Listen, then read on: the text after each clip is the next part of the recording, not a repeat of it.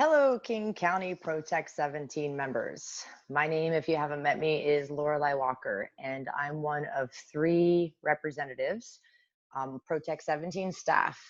Alex, Denise, and myself cover the over 2,000 King County Protect 17 represented employees.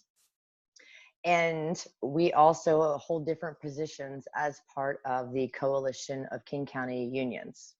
And the reason you're getting this message today is because we're going into bargaining. And I wanted to give you a brief overview of what that was and what that meant in case you hadn't been through this process before. And also to really stress the importance of taking the survey in the email where this link is, and why it's important and what happens with that information and how bargaining works. And here we go. So your classification, part of a work site, part of a division, part of a department, part of a county structure. But your colleagues came together many a year ago, many a blue moon ago, and fought for representation. And what being union represented did, what being labor represented did, was gave you legal rights to collectively bargain. So it's not you talking to your supervisor or manager and having to bargain your wages or your health insurance or your working conditions or things like shift differential or on-call time or how promotions work. That is collectively bargained.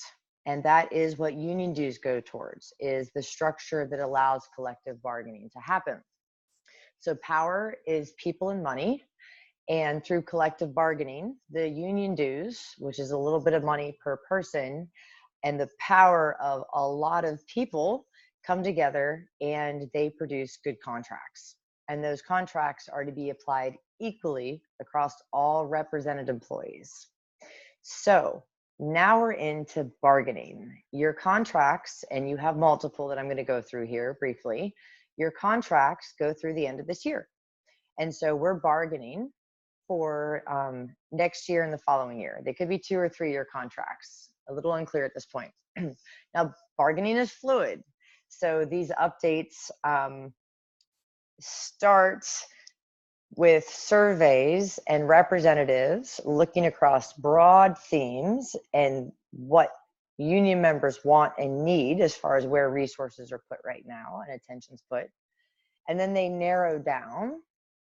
And as they narrow down their bargaining towards the end of the year, they land on very specific issues, topics, and proposals.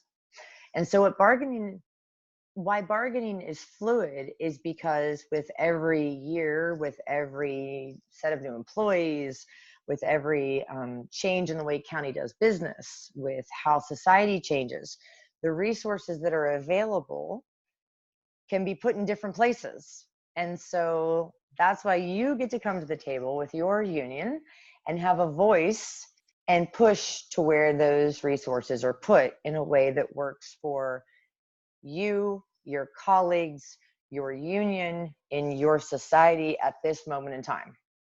So things that were bargained in the past might not make sense for today because today looks different. Just like things that we bargain today might not make as much sense years from now. So hence, we're always in bargaining. That's why contracts only last a few years.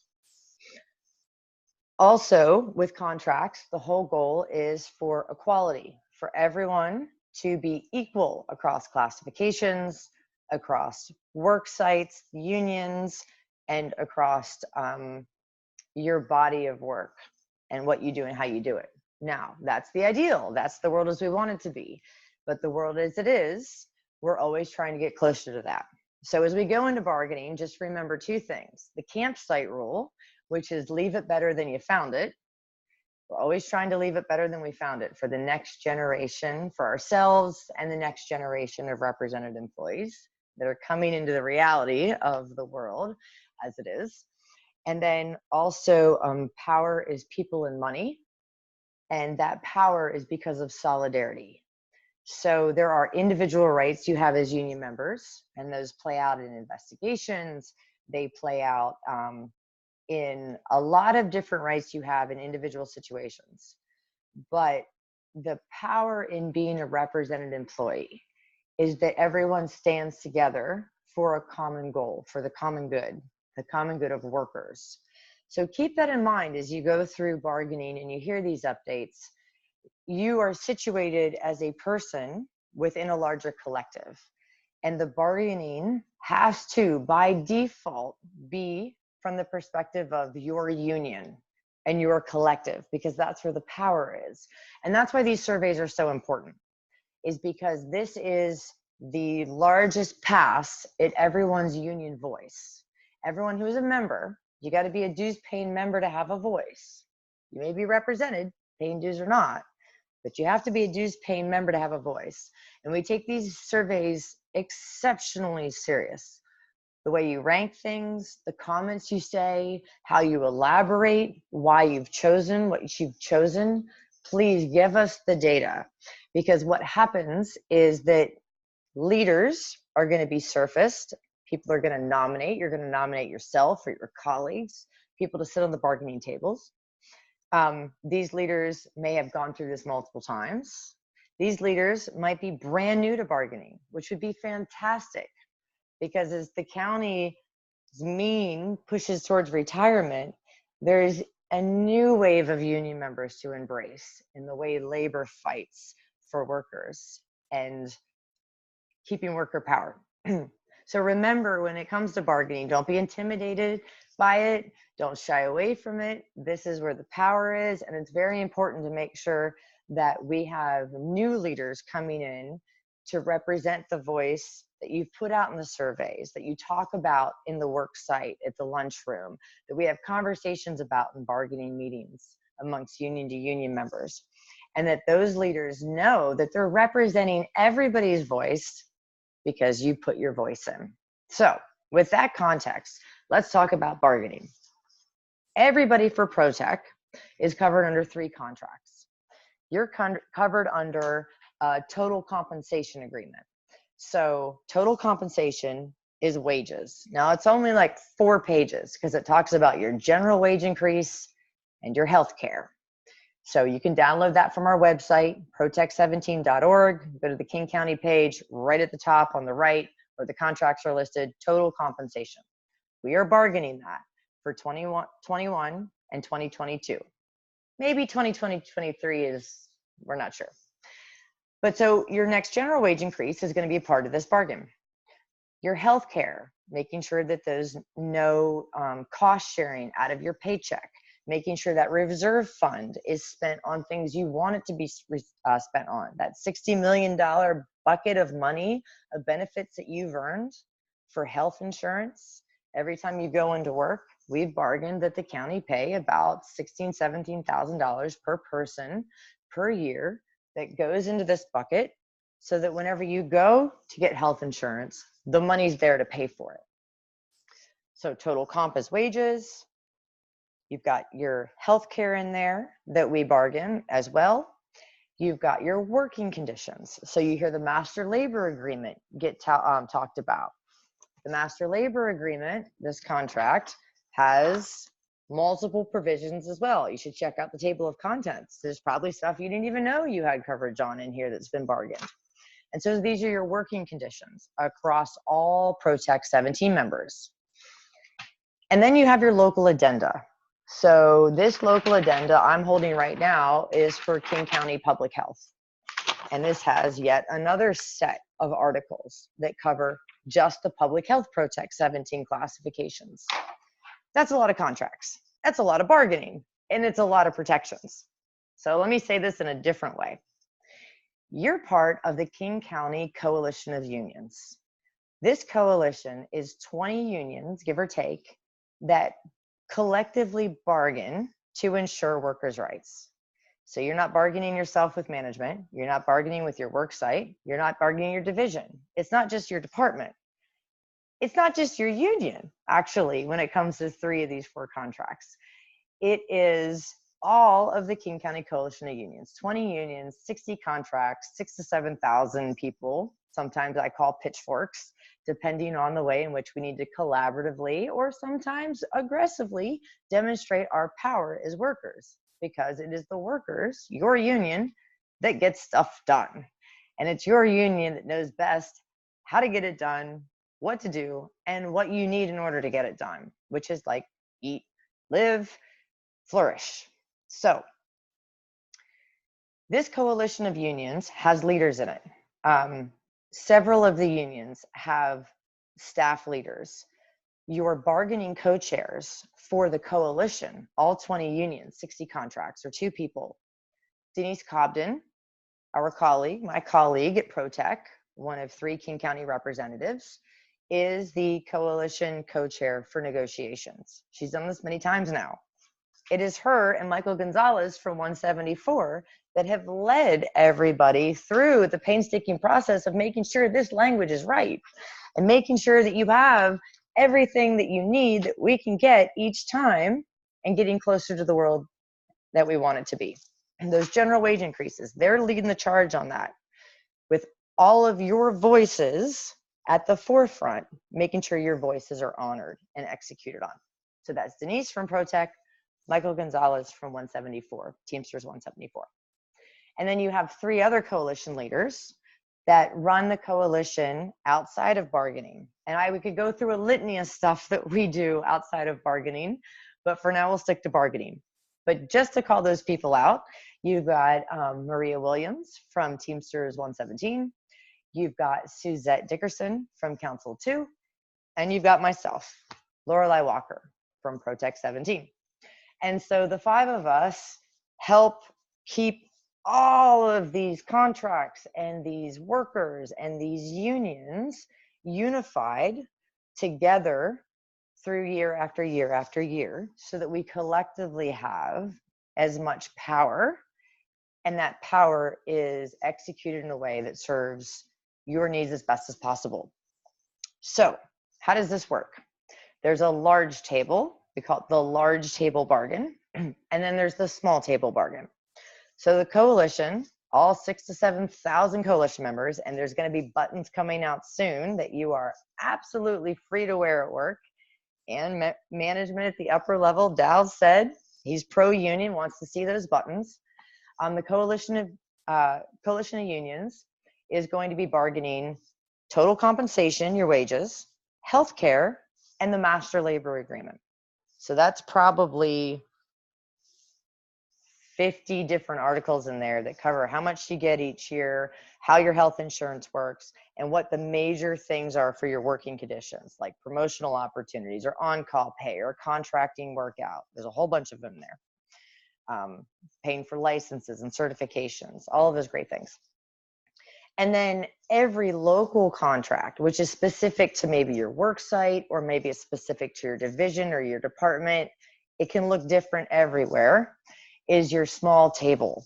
So for instance, in public health, which has about 550 members in it, public health members have total comp, the wages, the master labor agreement, the healthcare, and then they have their local addenda.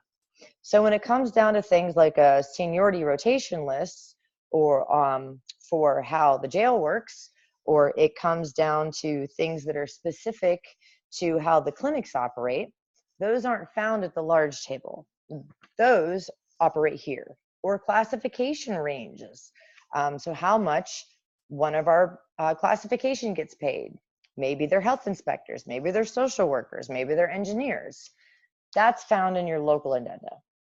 Now, something like longevity is found at the large table.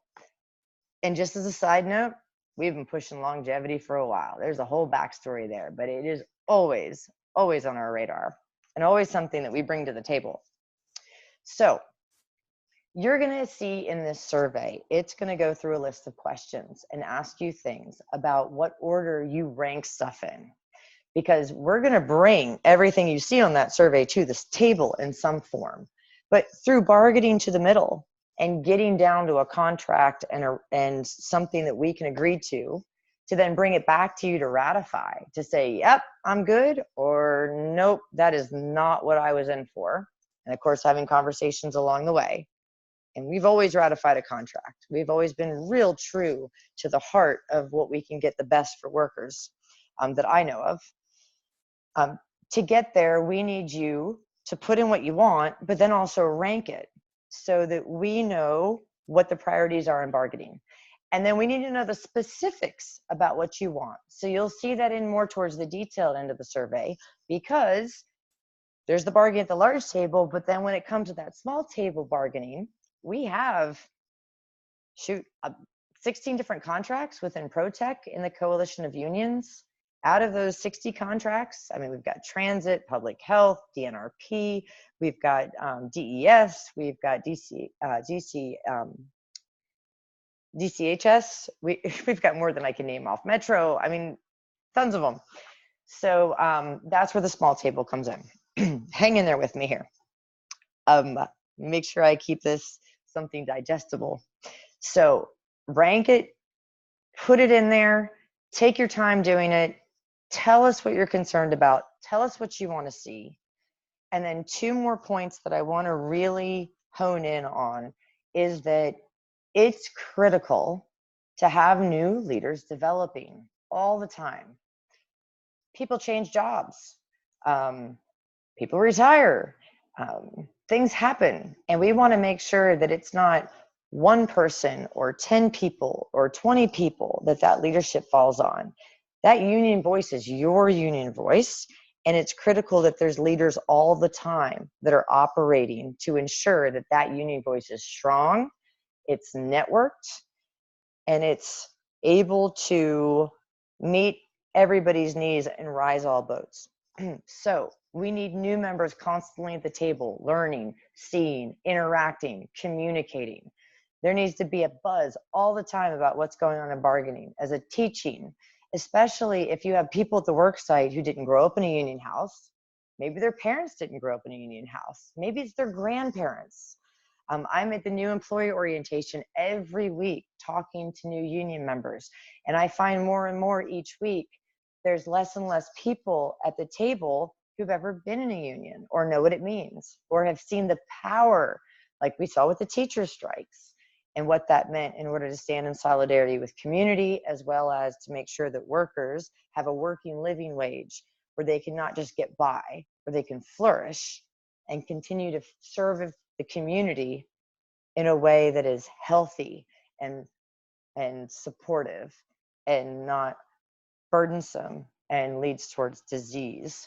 So to keep us on the flourishing end, make sure to nominate yourself. If you have any interest, make sure to nominate your colleagues and your coworkers, anybody that is able to sit at a table and think and strategize and collaborate and communicate and has a bit of an interest, who is tempered and can deliver, but who does have a fire to get agitated to make sure that if there's a line in the sand, there's a line in the sand. So don't worry if you haven't been at the county for a long time. Don't worry if a lot of people don't know you. Any interest, get your name on there or get your colleague's name on there, because as long as you're a dues paying member, you get to fill out the survey, you get to come to the meetings, you get to hear these videos, you get to serve in leadership, you get to bargain at the table, and your union needs your colleagues to do that, to make sure your voice is heard. And that will be at the large table and the small table. And there's going to be a lot of small table bargaining, because if every contract's opened, and what we're hearing from the Office of Labor Relations, that's our counterparts, an entire office in the county that does nothing but negotiate labor contracts. We're hearing from the Office of Labor Relations, they want to open every single contract, which means we have to be at the table to talk about every one of those provisions and make sure the provisions you want are there, the ones that make sense today, the ones that leave it better than it was before, and to make sure that there's no takebacks, that we stand our ground for what you need, you want, and you've earned. So if you do want to be in bargaining, there is release time for that. It's probably, don't hold me to it, but it's probably going to be an entire Tuesday every other week until it ends, from March 17th until it's done, whether that's August, hopefully, or January of next year, and we're into retro. We're going to get it done, but you get release time for it. It also gets factored into your workload. Keep all those things in mind. Any details we'll go through directly. If you're interested and have any appetite for it, it's exciting. Trust me, it's exciting. Also, you know, there's communication pathways. So if you're on the bargaining team, you're not doing this alone. You're doing it on a team, whether it's a small table bargaining on a specific classification issue or a worksite issue or a department or division issue, or it's across the entire county for all coalition members.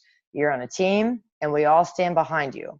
And we've had small tables that haven't closed where the entire coalition has held, so that those small tables, especially when it comes to safety, things like safety especially, that we stand strong and we stand in unison to make sure those small tables also get handled well. So fill the survey out, nominate, consider being a union leader, if not in bargaining, in some other form. There's multiple ways. And the more leaders we have, the less work it is for everybody, because all boats rise. And then just remember, when we go through bargaining, there are groups that are going to get things that they hadn't gotten before. Some groups that are really been pushing for things that might finally break through because it's the right time and the right moment with the right data and the right argument. And then there's some groups that we just have to keep bringing back to the table with those issues. And maybe it's in bargaining, maybe it turns into impact bargaining later, maybe there's a different mechanism that it's held in. But we're all in it together. And that's the most important point, because it's only through solidarity that we have strength and we have power, because the power is in the number of people and the number of voices. And when it comes to paying union dues, that fuels the structure. And the county knows how many people pay union dues because it comes out of your check every 2 weeks. They know how many people are behind that voice. So when we come to the bargaining table and they come with 2.25% for 2018, and we get them to 4%, it's because they know 7,000 people are behind that with articulate arguments that are data-driven. It's not 2,000 people or 1,000 people or 500 people. It's an entire coalition. And it's a coalition that has 2 Protect 17 leaders in it, whether it be the annual stuff or whether it be the bargaining co-chair. We are strong and we are powerful and we are collaborative, but we'll make sure that workers' rights are at the forefront. So fill out the survey. Let us know if you have any questions or concerns. The shop stewards are listed on our website. We refresh them every couple of months, so there might be a few name changes that aren't captured there. It'll be refreshed soon. Check it out. Talk to your colleagues. We'll get those buttons out here in the next couple of weeks. And last but certainly not least, keep a lens for inclusion. Society's demographics are changing in King County. The hiring process is changing. The pressures for funding and financing are changing. It costs more to have children and to work while you have children. It costs more to feed yourself and put gas in your car, or even buy a bicycle if you're trying to conserve carbon. It costs more money for health insurance. The resources are being drained out of the middle and lower class and funneled into a group that doesn't have a lot of people, but they have a lot of money, giving them a lot of power. And so we need to make sure that we come to the table with all of our union voices represented, and no one person can hold all those voices. No one person has been through every disease or childcare need or individual vacations or worksite concerns or management issues or policy interactions, or even has the same food that they like. No one person can hold all of that, nor should one person bear having to hold all of that. So we need to make sure all voices are represented at the table, in the survey, however it goes. All right, I'll get off my soapbox. My daughter wanted to help me do the backdrop for this video, which is why you see handprints and paint on top of our Proud Union home sign with a Protect sticker. But on that note, I hope everyone has a lovely week. You stayed warm, and we'll be talking soon. Have a lovely day.